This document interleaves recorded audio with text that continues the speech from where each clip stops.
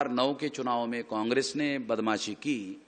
इस बदमाशी की जानकारी अडवाणी को हुई और जो नायडू है आंध्र प्रदेश का उसको हुई और एक जीवीएल नरसिम्हा राव है उसको हुई। उसने किताब लिखा डेमोक्रेसी एट ए रिस्क, यानी डेमोक्रेसी खतरे में, ऐसा किताब लिखा और वो अपने इंटरनेट पर अवेलेबल है और वो उसको फ्री डाउनलोड कर सकते हैं, कोई भी देख सकता है। 16 चैप्टर की किताब है और उसमें सारे एविडेंसेस के साथ उसने सारी बातें दी गई है। उसने खुद ही कहा कि मैंने जो आरटीआई में सवाल पूछे उसका सरकार ने आज तक जवाब नहीं दिया और सरकार के पास जवाब नहीं है, क्योंकि जवाब देते ही उनका बिंग फूट जाएगा। इसलिए मैं ऐसा मानता हूं कि सुब्रमण्यम आज के तारीख में चुप है, अडवाणी आज के तारीख में चुप है, नायडू आज के तारीख में चुप है। जो लोग बोल रहे थे वो आज चुप क्यों है? इसलिए चुप है क्योंकि मेरा ऐसा मानना है कि 2009 के चुनाव में कांग्रेस ने बदमाशी की। ये बदमाशी इन लोगों को मालूम हुई, इसलिए कांग्रेस में और बीजेपी के बीच में समझौता हो गया कि 2009 में हमने किया, इसको आप चुप रहो, 2014 में तुम कर ले। तेरी भी चुप, मेरी भी चुप।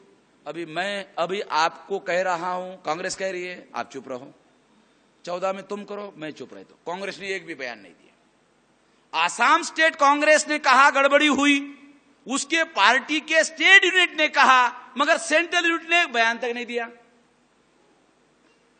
एक बात। दूसरी बात, इस देश में ब्राह्मण बनिया मीडिया ब्राह्मणों के नियंत्रण में है।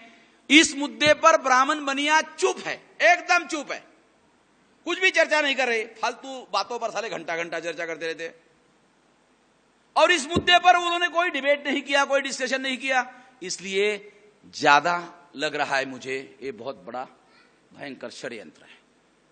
बाबा साहब आंबेडकर कहते हैं ब्राह्मण जब बोलता है, ज्यादा बोलता है तो समझ जाना खतरा है, और जब ब्राह्मण एकदम चुप हो जाता है, चिड़ी चुप हो जाता है, तो समझ जाने का खतरा और ज्यादा है।